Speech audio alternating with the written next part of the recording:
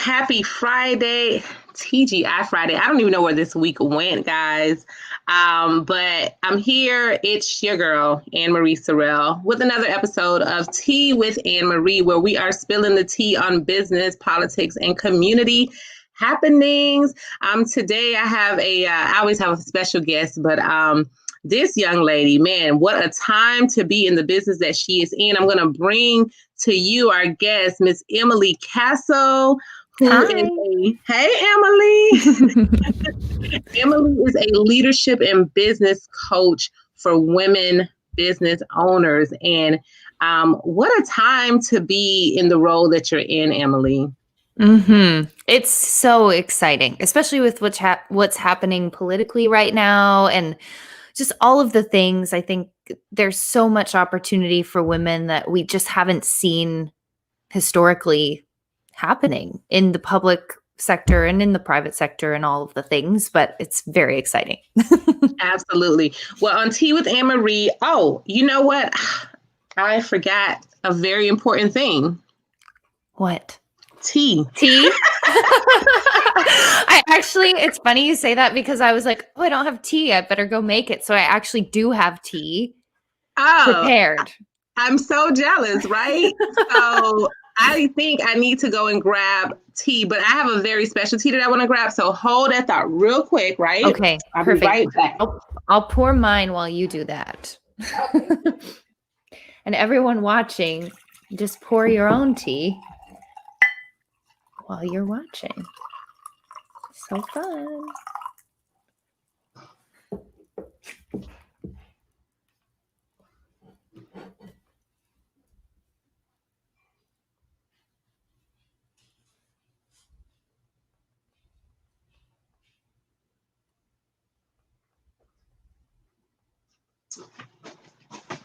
Okay, sorry about that. I'm like, I forgot the tea that I made.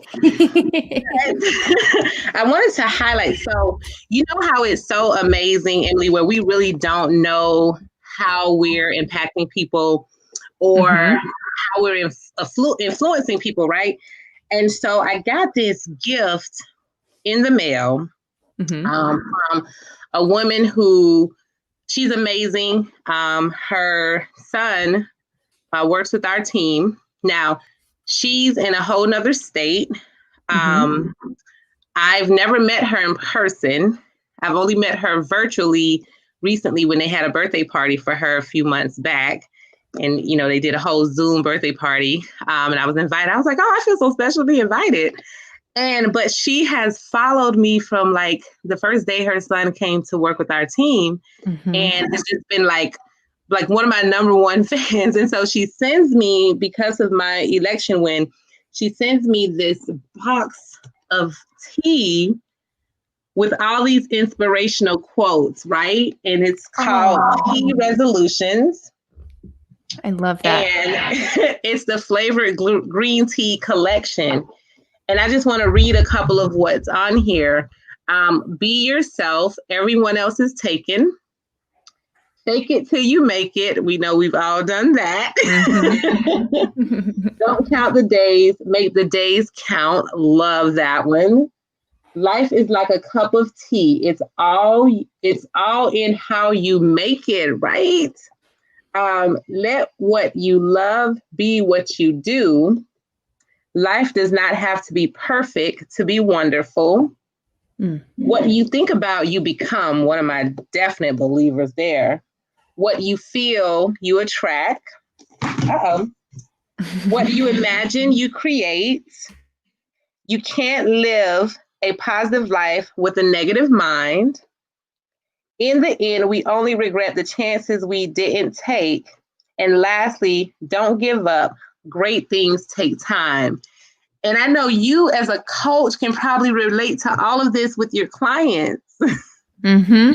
Absolutely. There's always mindset shifts happening, and there's so much. I think business is such an entrepreneurship, and doing anything where you're really stretching yourself internally and externally is really so much about mindset. You know, it's so much about what the stories we're telling ourselves, the belief systems that we're holding, the, what we're willing to believe and see is possible for us or our world or our business or the people that we serve. So absolutely, this is right up my alley.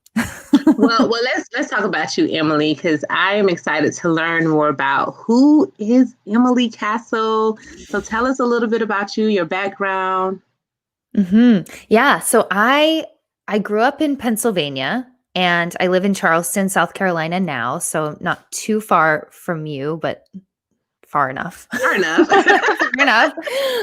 Not a quick little jaunt down the street. But yeah, so I grew up in Pennsylvania. I ended up going to an all women's college, which was really influential for me and something that really sort of nailed in my mission, I think, in my life of wanting to help and serve and support women and unite them together in sisterhood as a way of really rebirthing ourselves and continuing to evolve and also especially in business. I think that is the way that I see business is, like I said, it's such an internal journey as much as it is an external journey, and also it's such a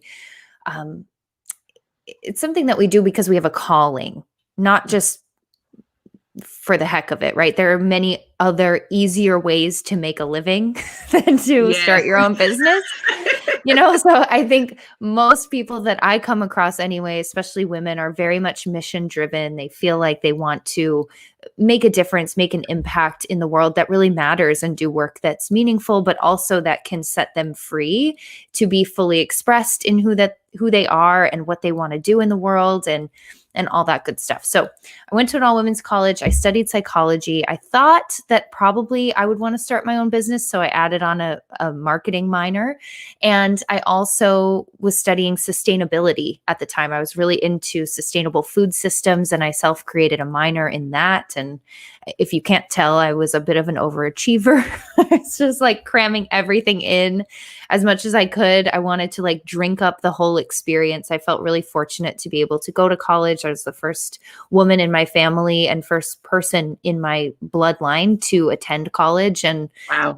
that was a big deal for me. And I really wanted to like milk the experience. And I was really glad to be there. So when I was there, I was doing all of the leadership things on campus, just like diving in, getting my hands in there. I was in student government. I was running for every position. I was always just like trying to do more and more and more and soak up as much as I could from the experience.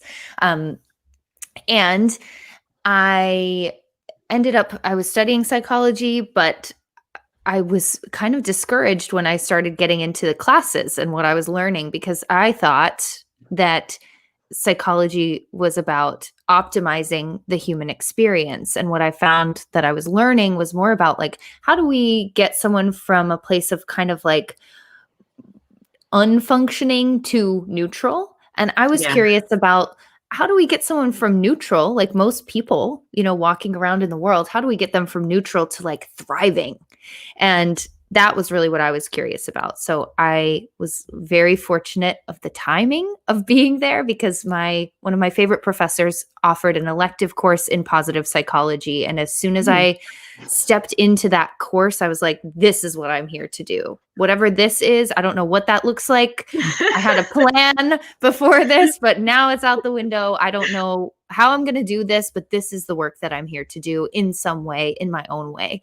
And so I talked to him and he was like, well, you probably shouldn't get a master's in counseling if that's what you want to do, because you're not going to be able to really apply this. The applied version would be to become a coach of some kind. And at the time, all I knew, well, I didn't really know much, but I started researching people who were coaches, and I was finding a lot of like health and nutrition coaches. And I was like, well, that would be cool. I'm into that. But I felt like there was something bigger or deeper for me that I wanted to do besides just talk about like food and behavior, and how to live a more healthy lifestyle. I felt like that was part of the puzzle, but it was not the whole picture. And so my passion for business and just my interest in business, it always kind of made sense to me. My mom started a business when I was in, I think maybe middle school. And her business was actually birthed out of necessity of having two really young kids and me at the time. And I got this opportunity to go travel as a part of a people to people ambassador program as a student. And we were like, well, we have to figure out how to make money for this. So she started a business and started cleaning people's homes. And she's been doing that ever since, but it's evolved and changed. So I kind of was on that journey with her and learned a lot. I was in a bunch of business incubators. I was always like taking entrepreneurship classes and doing things in the community. And this is a very long-winded story, as most are. But you're setting the tone. You're really setting the tone. So no, don't think it's long-winded at all. I think it's important that people understand, your journey, because your journey determines you. And I'll let you continue. But it's like I literally just realized right before my election night, I was looking for some materials to share in whether I had a victory speech or a, sorry, I tried speech, right? So I was trying to look for some things, and I came across some papers that I wrote in 8th grade and 9th grade. And one was about racism in America. Another one was about teen pregnancy and the rise of teen pregnancy. Another one was about Black on Black crime.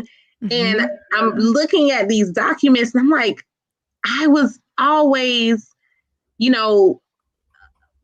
in this fight for equality and women and minorities since 8th grade. And I found this certificate from one of my teachers that was like, one day you're going to be a politician. Oh, that's amazing. And that was like in the 10th grade, my science teacher, out of all teachers, wrote that on a honor certificate. And so I love your story, because our story, when we look back at where we are today, sometimes we don't even realize how we were being shaped way before our time for who we are today. So no, please continue telling your story. Yeah. No, thank you for saying that too, because I think the beauty of that, right, is that we're always being prepared, and something in us knows what we're here to do from a very young age.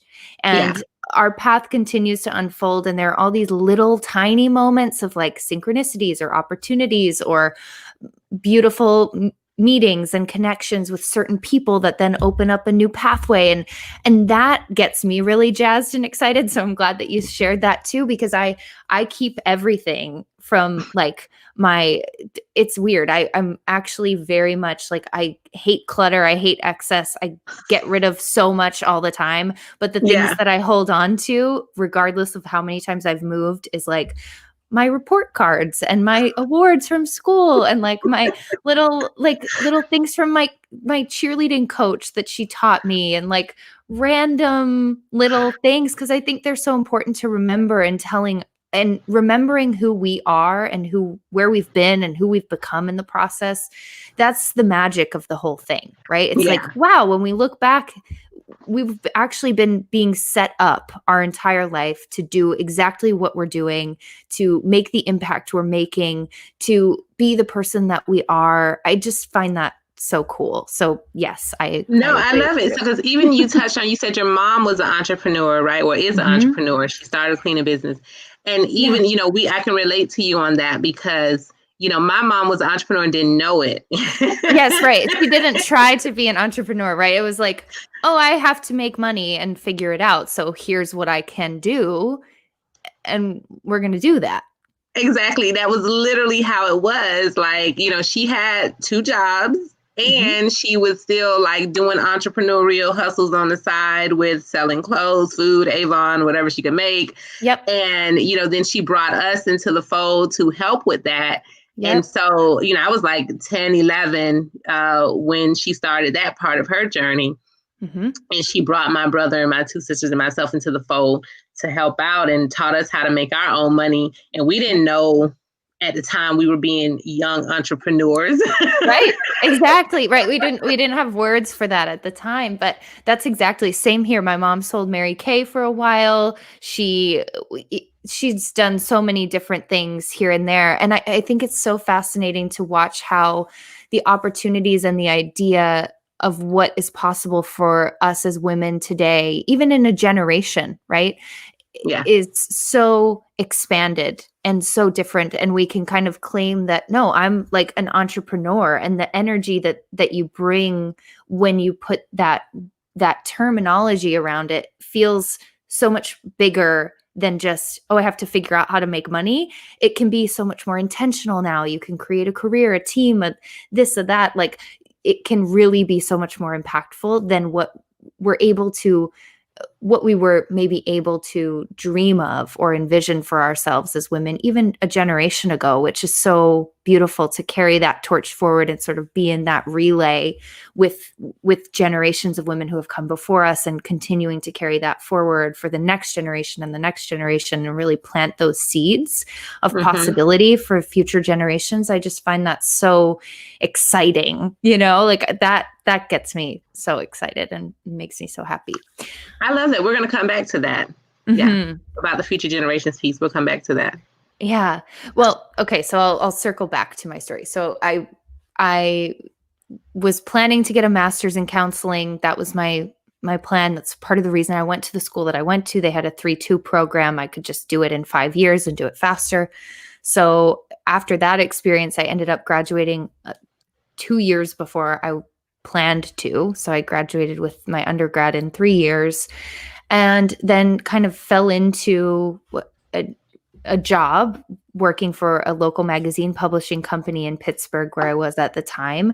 And I was doing like ad sales, and then I added on event planning, and I was working with a lot of small business owners in the community who were trying to get their message out there. And really what I was doing as a salesperson was really just listening to them and asking them a lot of questions, which is what I had been doing for a long time, in leadership positions on campus and all of that. So I started learning and seeing these common threads between all of these entrepreneurs who, they were really mission driven. A lot of them had like organic skincare companies, or a fledgling tea company, or a new coffee shop, or a new restaurant that was sourcing everything sustainably. And I would listen to their stories and think about like what was really holding them back, and hear what the language that they were using, and hear about, what their struggles were and what their successes were. And you could tell the businesses who were doing well had some things in common, and the businesses who were struggling had some things in common. So I started to just gather so much information about how I could help them. And I didn't know that I was doing that at the time, of course, but we would have brainstorming sessions, and I'd be like, have you thought about this? Have you heard of this tool? Have you done this thing? How about you try it this way? Or, oh, and this person, I should connect you with them. And it was just very fun and fulfilling. That part of my job was. And I started to realize that pretty quickly early on in that job that I didn't want to do ad sales forever. And so that was more of a temporary solution for me. And I circled back to what I really wanted to do, which was coaching and applying the field of positive psychology to really help people.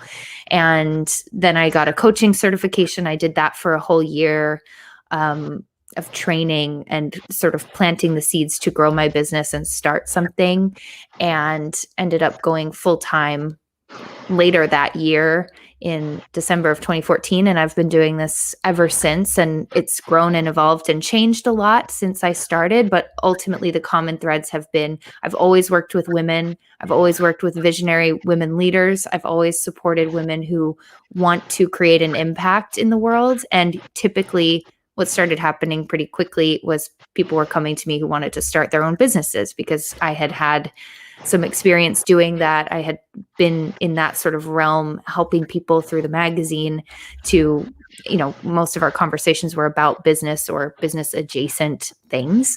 And I just kind of got it in some way. I think my soul just was like, yep, this is what we're here to do. Yeah. No, that is pretty cool. So let's dive in, because We are in the last month Mm-hmm. of 2020. Cannot believe that, by the way. I'm I like, how is know. it December? Well, I think the slowest month was April. Yeah, right? It was like, oh my God, I swear I'm in the twilight zone. Yep, March and April was like that twilight zone moment where it's just like, are we there yet? Are we there yet? Is it not the end of the month? Is it not the end of coronavirus yet? No. right. No. Um, but we have seen this year, it's just been interesting for businesses across the world. Mm-hmm. And we already know that when it comes to businesses that have the most challenges for growth, for sustainability, it's women and minority-owned businesses. And so when women and minority-owned businesses already have their own challenges pre any pandemic or any type of environmental challenge or circumstance, and then you have something like what we've have experienced this year, you have those businesses who just did not survive. But then on the silver lining side of it, you have those businesses who said, by any means necessary, I'm going to figure this thing out. I'm going to make it work. I'm going to keep my doors open. Mm-hmm. And we're still here, so I'm assuming that we're two of those businesses. Yes, grateful for that. Yes, definitely grateful. So in your coaching, what are some of the challenges that you've seen pre-COVID and now with COVID? Yeah, that's a great question. I would say with my clients, this year has been so interesting. None of us knew what to expect, coming in, rounding the corner into like the second quarter of the year in March and April. Just this novel situation. Nobody knew how the circumstances would really impact us, how long it would last, all of that.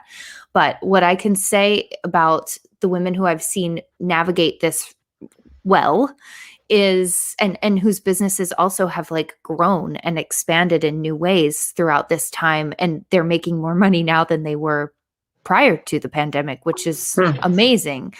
Yeah. Is that they've been willing to get creative and adapt and pivot and do whatever it takes because they're still in devotion to their mission and they're still in devotion to service of the people that they're here to serve. And they're going to find new ways to do that. And that I think has been really fun and inspiring in a way when we allow it to be, because there have been so many new things that have been birthed out of this time period for a lot of the women that I support. And a lot of just new opportunities, different opportunities, things that look different, a letting go and a dying off of some things that were working prior to this time, and just a refocusing of what's working now and what's needed now and what is of service now for my people, for my audience, for the world, what is needed and where can I show up with my skill set and my desires and my passion and actually fill that gap that exists now, because there are so many new things that we need that we didn't need before. We need accessibility looks different. Yeah. So many things. I mean, it goes without saying almost. There are just so many changes that have happened. What I think is always an ongoing challenge is, if I could boil down like what creates a successful entrepreneur in my view, based on what I've seen, is willingness and devotion, willingness to continue to show up and evolve and grow and change and shift and become the next level version of yourself, and to allow your business to do that with you and to evolve and to change and to grow. And that undying devotion to, this is the impact I want to create. This is why all of this matters. This is my mission in this life. And when we have such clarity around that, and then we also have that willingness, it's like nothing, no circumstance can ever actually derail us, because we're able to be fluid and flexible while staying in alignment with what matters and what's true.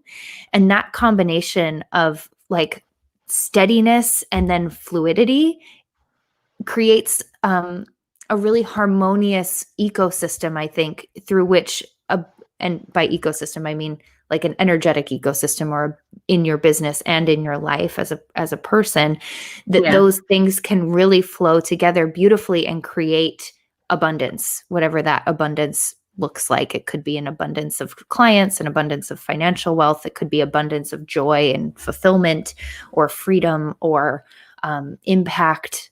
But I think that those things are really key, is having that like steadiness and consistency and clear, like crystal clear vision and devotion to that, and then the willingness to kind of do whatever it takes and what's required and what's being asked of you in every moment, and how you're willing to show up and meet those moments, those opportunities along the way. I could get into more technical stuff as well, but I think those are the biggest like determining factors. No, I think that's a good, and what I wanted to hone in on is you saying harmony and harmonizing, because as many women, business women, I have struggled with trying to find this thing called balance. Yes, we can chat about this all day. This balancing act, and I'm not even a mother yet. I hope to be one day in the near future. Yeah. But it's still, whether you're a mother or not, you're still balancing your self-care, you're balancing your business, your employees, you're balancing the things that you do in your community and philanthropy, you're balancing your family, your friends. And so I had like this epiphany a few weeks back that was like, you're probably not going to find this thing balanced that you keep searching for. So the epiphany was, how about you try to harmonize everything so that you're not giving up something to take on something else, or take on something else. And, but if you find a way to make them work harmoniously together, instead of pulling the hair that I don't have out to find balance. Like, exactly. What is your take on that? Well, I think the way that balance is talked about often is that it's like a destination or a result. Like that sometime you will find this perfect equation that results in feeling balance. But actually, in my experience and in what I see with my clients and what we talk about a lot, is like balance is actually just a moment to moment awareness of how you're feeling, how you're relating to the things that are happening, your capacity to hold, handle, and receive what you actually want, and being intentional with your time and where that energy is actually going. So it's more of like it's more actually about focus and attention management, I think, than it is about time management. Okay. Often. I think also there are so many things that I could say about this, but I think to boil it down, it's like, I mean, this is such a big conversation. It's almost the core of my work in a way. Yeah.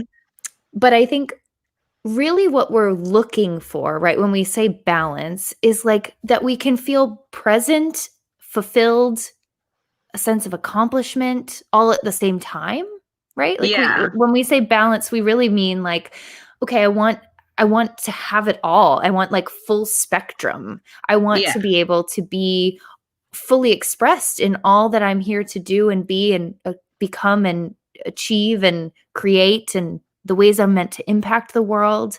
I want to feel fulfilled by that.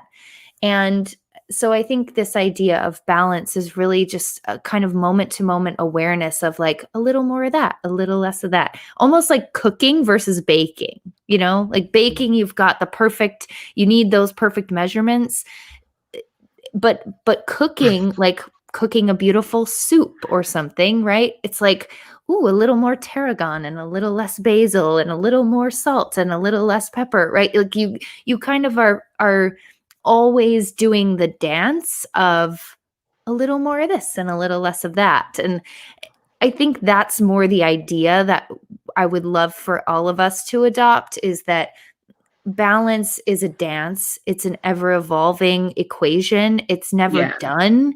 There's never a moment where you're like, okay, great. I know that if I spend 2 hours here and 1 hour here and 20 minutes here, or I have this much space in my calendar for friends and this much space for family and this much for my self-care, then because it's too rigid that way, right? It's like, that's not how life works. Yeah. And if we're approaching it from this really rigid place, we're going to be knocked down, and it's not as resilient a model as it could be, or sustainable a model as it could be, if we realize that it's actually just a moment to moment, like, awareness and response to what is in the present moment, like what life is handing us, how we are showing up and feeling and being, and what's happening in the full expanse of who we are, because we aren't just an employee or an entrepreneur, or we aren't just a worker. We're also potentially, a wife or a mother, or all of the roles that we play, especially as women. I think when we have this idea that balance is like a destination or a result or this perfect equation or formula, we're going to be sideswiped real fast when we try to hold on and like white knuckle grip our idea of like our balance formula. Yeah. And let me tell you, it's, because it was literally frustrating me, because I'm like, oh my God, like I just can't balance it out. And so I would spend my little precious moments that I have to self stressing about how this is out of, balance, and how I'm juggling, and and so literally, since I kind of shifted that thought process, and I love how you said it's a dance. And by the way, I'm a horrible baker, but a great cook. So transferable skill, right? Right. So I love that analogy. I was like, oh, that's probably why I don't bake so well, because I'm always trying to balance stuff out, and I don't do that well either. But if I harmonize, just have a little fun with everything that I'm doing, just like when I'm in the kitchen and I don't follow recipes, I'm like, I think this might taste good in there. It's so much more fun, right? It's literally the spice of life. It makes it so much more fun than trying to figure out like, what's this perfect equation, and let me stick to it, because if I don't, then everything's going to fall apart, and right? So much more fun to dance with it, right? No, I love that. So hopefully for the women that are out there struggling with this thing called balance that seems so unattainable, I feel your pain. Emily just made some great points of how we can change our perception around this thing that we're calling balance. Now, as a coach,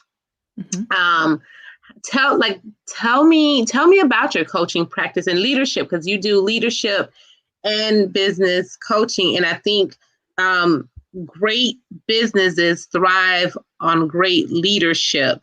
And leadership is so much more than managing your business. So can you just kind of tell us, take us on this journey of business and leadership coaching, and how you do this with your clients?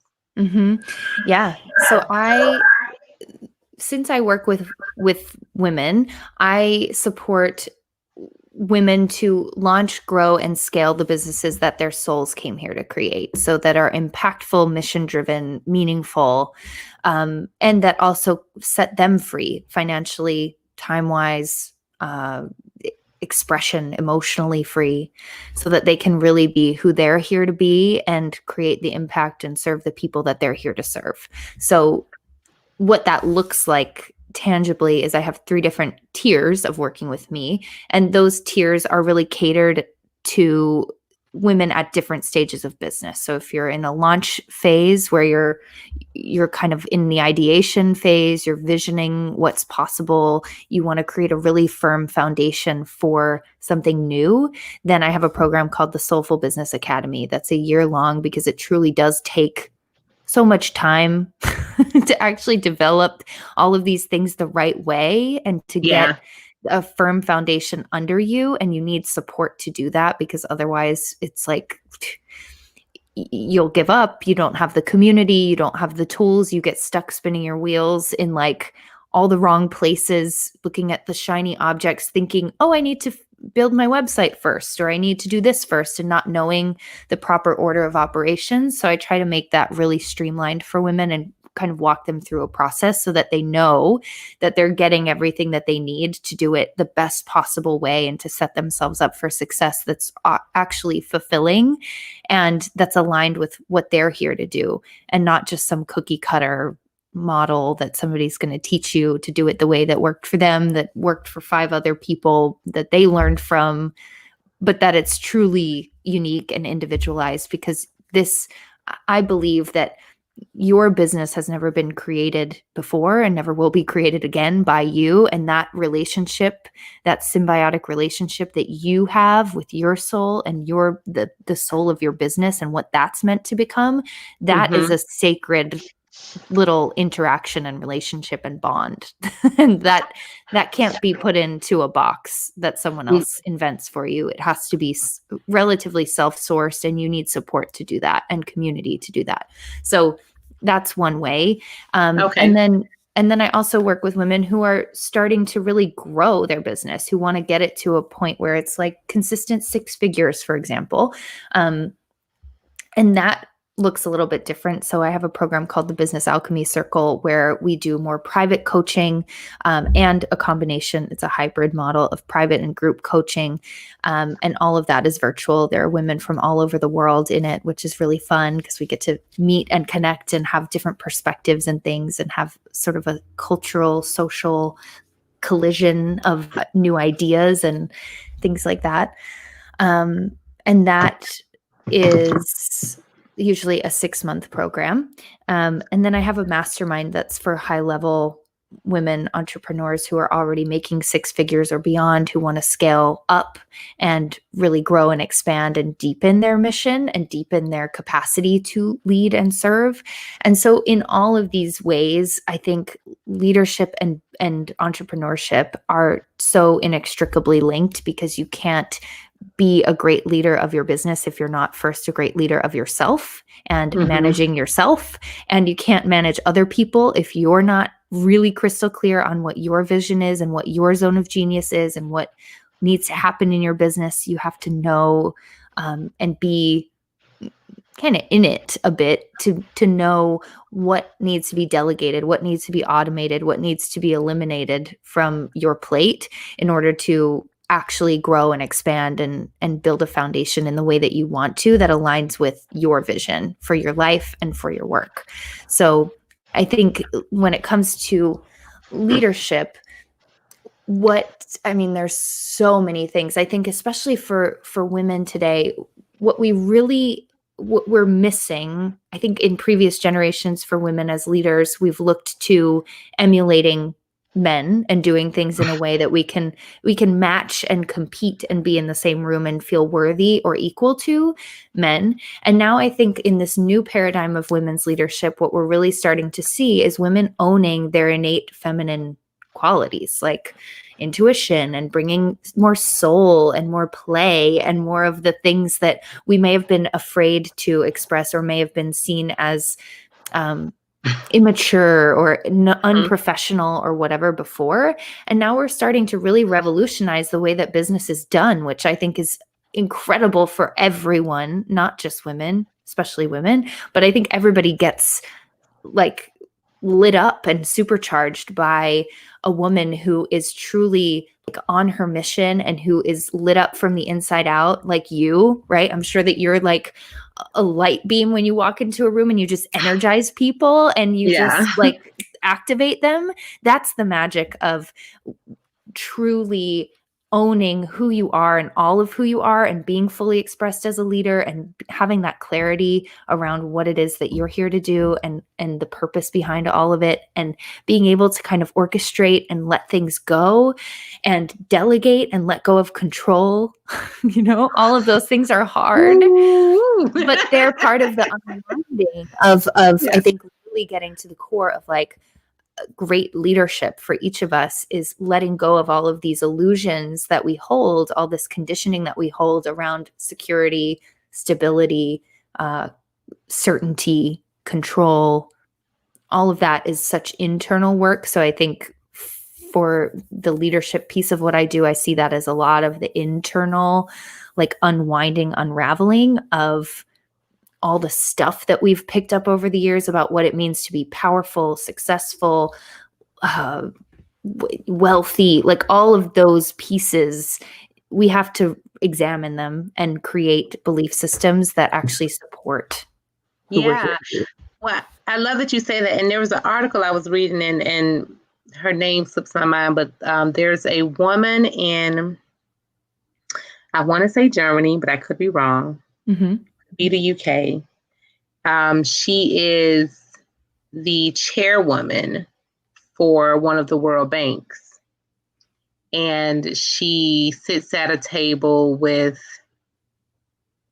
I want to say 31 other World Bank leaders.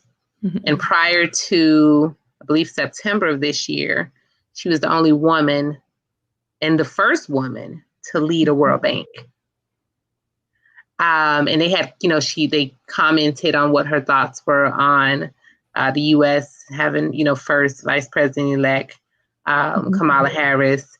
And, she said, it's basically about time, but she's not one to try to give advice. She thinks Kamala can handle her own. She's observed her and, watched her in the Senate and, have seen how she dissects her arguments and everything. And so, but one of the things that she pointed out was that, when the reporter asked her in the article, how does she think she measures up to the men? And she said, well, I'm not a man. I don't try or pretend to be. I'm a woman, and I bring my own specific qualities to the table as a woman. So I'm not going to compare myself to the men in the room. Mm-hmm. And I thought that was it was such a profound answer, as simple as it may seem, but it was such a profound answer. And it goes back to what you just said about how traditionally women in corporate roles, leadership roles, CEO roles, business roles have in the past, tried to emulate the style of a man. I got to go in this room and I got to be strong and I got to be dominant. And I got to be, and I can't show weakness and I can't show vulnerability. Mm-hmm. And now in this day and age, when Kamala can be on a debate and says, I'm speaking.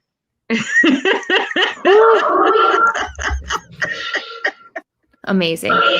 Right? Comfortably in her skin to say, I'm speaking, like, be respectful. I'm speaking now, right?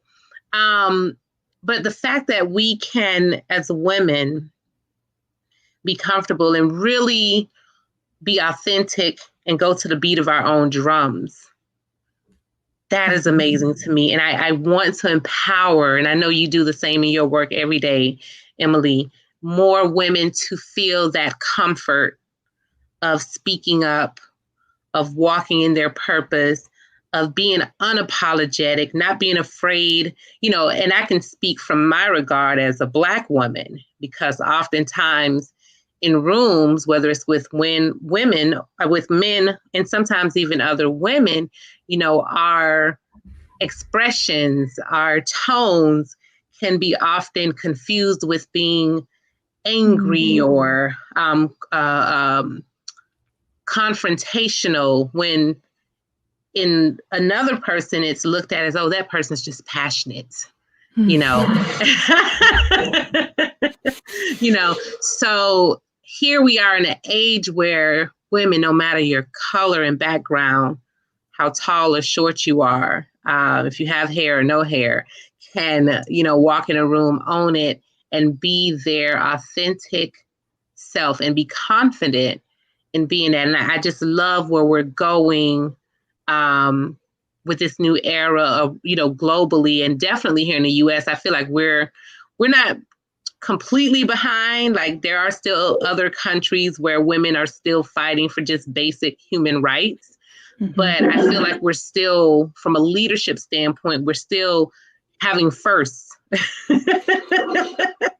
In 2020, for women and women of color, we're still having first, right?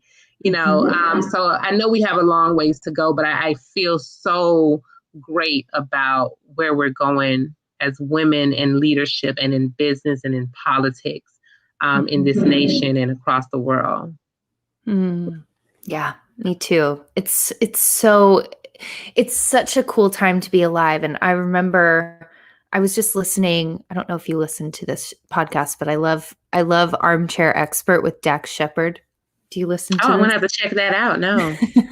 He has all the best. I love the guests he brings on. I love his vibe, and he's very funny, but also they talk about really in-depth stuff, and it's great.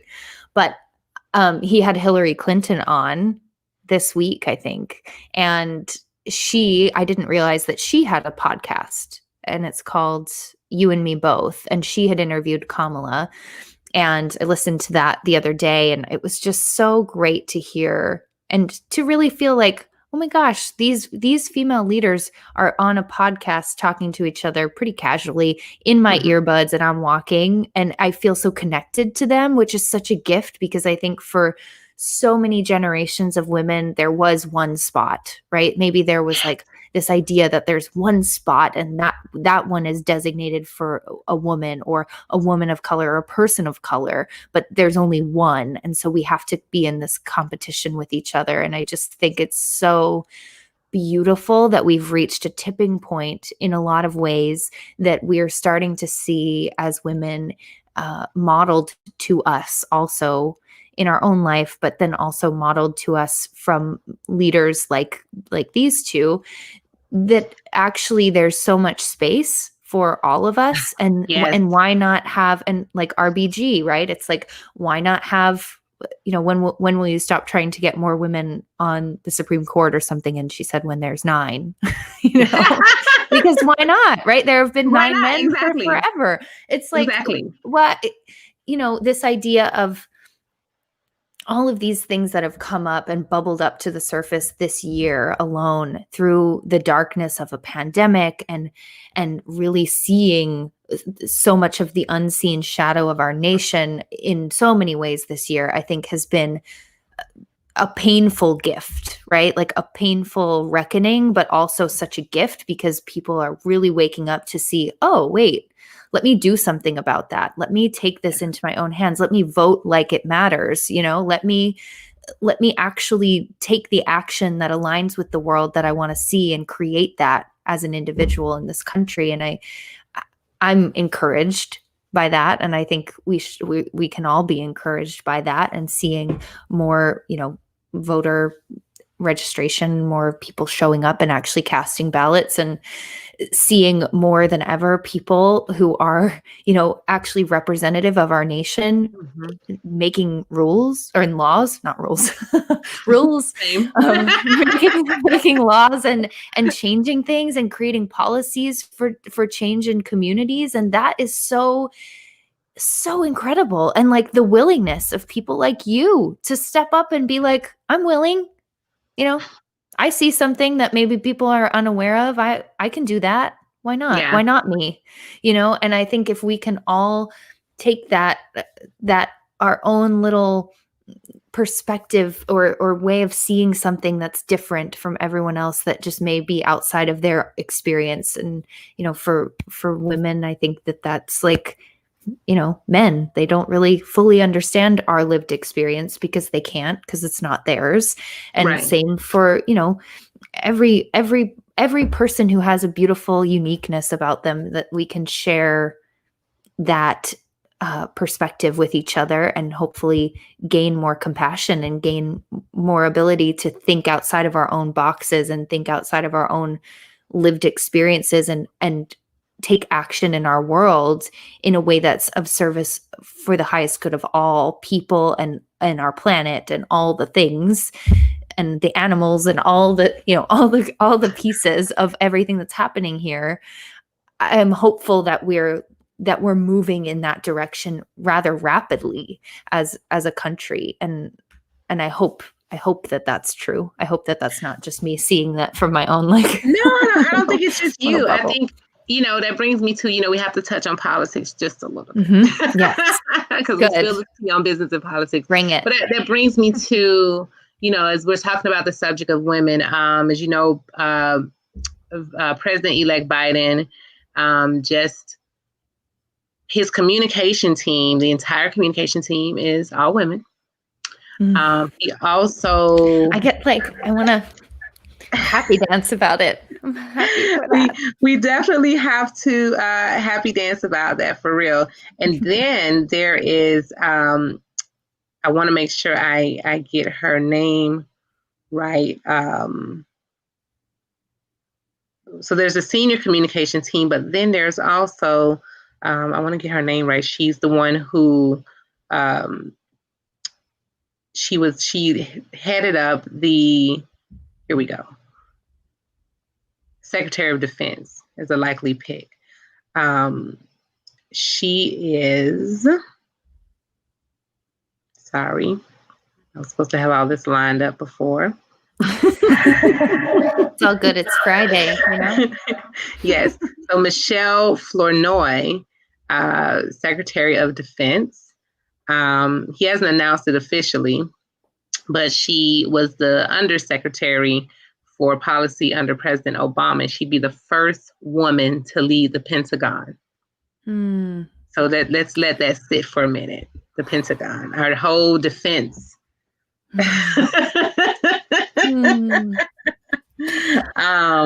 Then there's Avril Haines, Director of National Intelligence. Okay. Jen Psaki, White House Press Secretary. She's part of the communication team.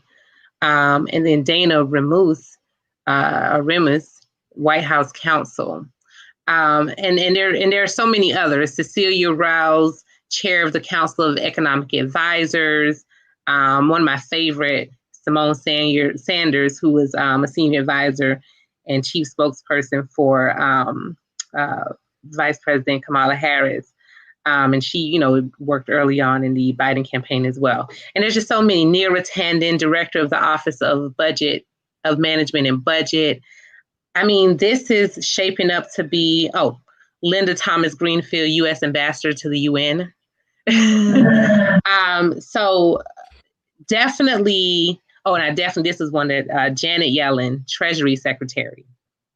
So you're talking about his appointments are just women from different backgrounds, ethnicities, age ranges, because I think Janet, if I'm not mistaken, she's like 70. Janet Yellen is like 71 or something like that. So he has from the youngest to the most seasoned women that he's putting in these positions. So to me, that's very positive. Very positive. I do have to say this. I hope that he definitely appoints some Black men, because one of the challenges in this past election was that Black men did not feel or see where they fit on either side of the aisle. And so there was such a divide in the voter turnout for Black men. There's a pretty significant percentage that supported Trump, significant percent that supported Biden, and there was just a percentage that stayed home. But they didn't see where they fit in the landscape of United States politics and government. And so I hope that the Biden administration acknowledges that and also addresses that through some of the appointments as well. Definitely happy to see amazing women being appointed to many positions of leadership, many firsts, but I definitely want to and hope that he also addresses other cultures. And I'm on Clubhouse, and we're going to wrap up soon. Have you checked out the Clubhouse app yet? No. What is it? Tell me more. So Clubhouse, you have to have an iPhone. It's this new social media app. It's invite only. And once you get in, it's like you see a picture, but it's people actually talking in these chat rooms. Mm. And so you can, people are starting different rooms and the conversations are, and it's people from all over the world. And you're talking about just so many different topics, like everything from self-help to love to business to investing, real estate, whatever. Like it's like mini conferences. Cool.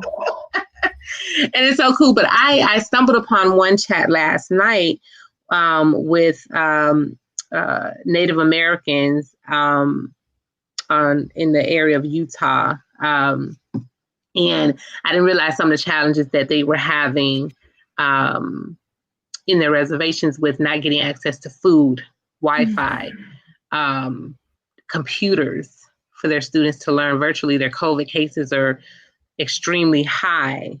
And like even some of their elders are dying, and the elders carry so much information and history, right? But their stories are not even being told, and they are the true Americans. Oh God. That breaks my heart, makes me angry. My God. And also the fact that that's happening and it's not being really covered or talked about. It's not being covered. So I'm going to try to, do my best to get with them, get some messaging, try to really understand where and how what's happening is happening. And, but what's interesting to me is that Native Americans, the true word in itself, Native Americans, true Americans that have gone through, when we talk about gentrification in the Black community, Hispanic communities, but particularly in the Black community, they were the first to be gentrified, right?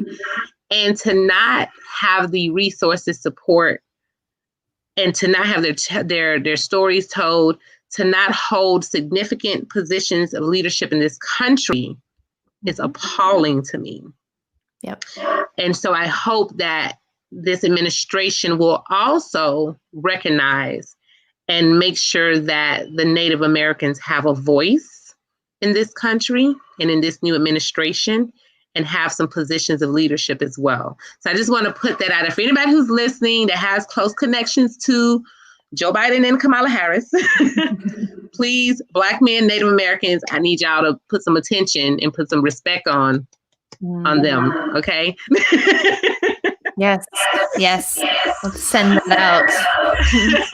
Exactly. So what tips do you want to leave for our listeners, our women business owners, our women leaders out there? And then let us know how can my listeners reach you, Emily?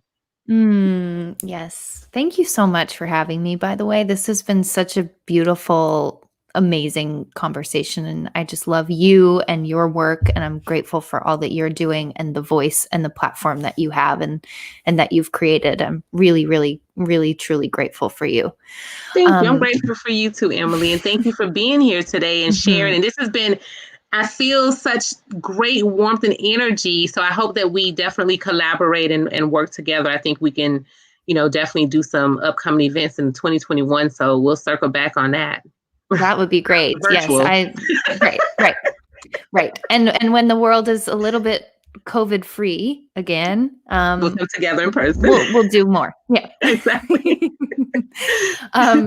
Yes. So I would say in terms of tips right now, really what I'm seeing for my clients right now is like we all need a little bit of just more self-care, like up your dose of self-nurturing and nourishing behaviors. Take a walk outside, fuel yourself, because otherwise you can have the perfect business. I was explaining it to a client yesterday on a session. Like the car is ready to go, the GPS, you've got it dialed in, the destination, but if there's no fuel in the car, it's not going anywhere. But once you put fuel in it, then a car can do what it's built to do and actually get to the destination you want to go to.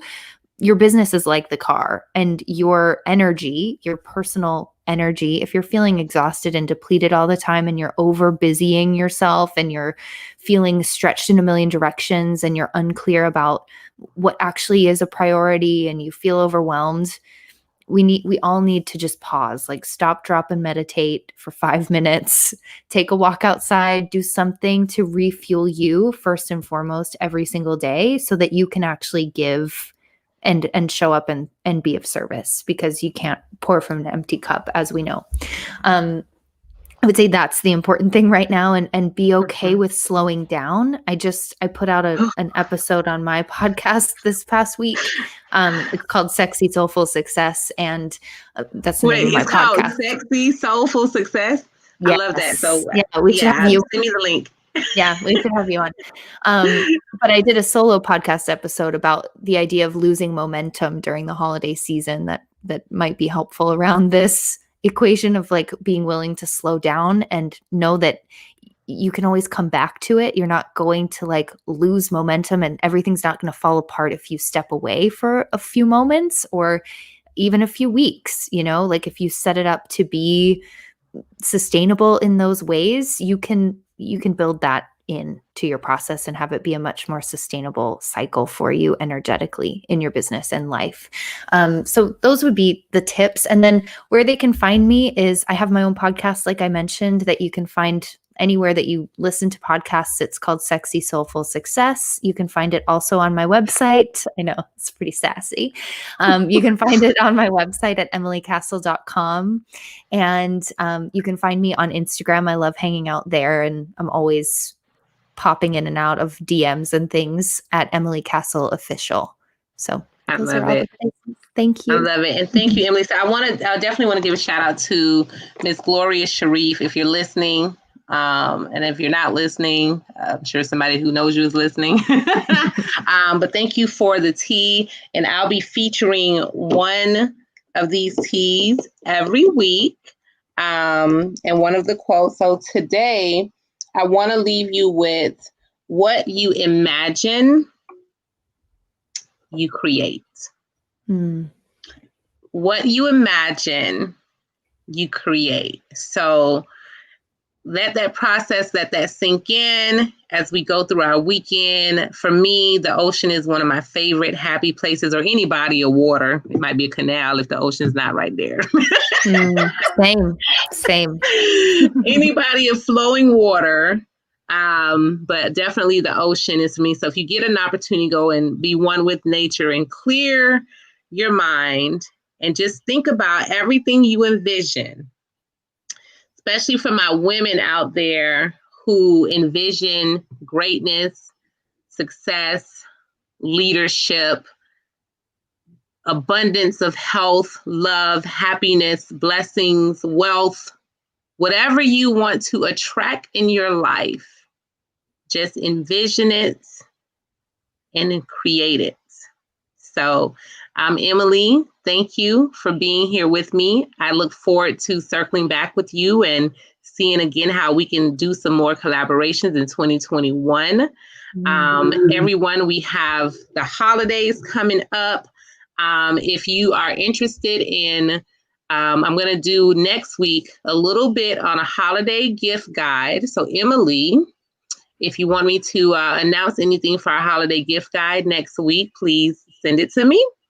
Awesome. Any of my previous guests, they have any holiday gift guide ideas. And next week we have a good friend of mine, Miss Shayla Zayez, who just started her own Reiki practice. And as we get our minds and bodies together, as we close out this year and embrace the new year that's coming, we don't know what it's going to hold. No one has the prediction, as we learned in 2020. But Shayla will be joined to take us through that experience. And if anyone, again, wants to be featured in the holiday gift guide that I'm going to talk about, please drop me a link in the comments, as well as DM me. I'm also booking for the new year. So if you're interested in being featured on Tea with Ann Marie, please drop me a DM or send me an email at, what should I have you email? Ann Marie Sorrell at gmail.com. So Ann Marie, AMARIE, Sorrell at gmail.com. You can drop me an email there and we'll get you booked for 2021. So thank you again, Emily. Thank you. Reserve your calendar for next Friday at noon, which will be our final show of the year because I'm going to be taking a break for a couple of weeks. But we'll kick things back off in January, the first week of January. So make sure you tune in next week and enjoy your weekend. Everyone, enjoy your weekend. Emily, this has been great. Please share this video because I'm sure that there's so many people out there who can take the information that we've discussed here today and, just be better, greater people. So definitely share this video with everyone and subscribe to my YouTube channel. Thank you all. Have a great Friday.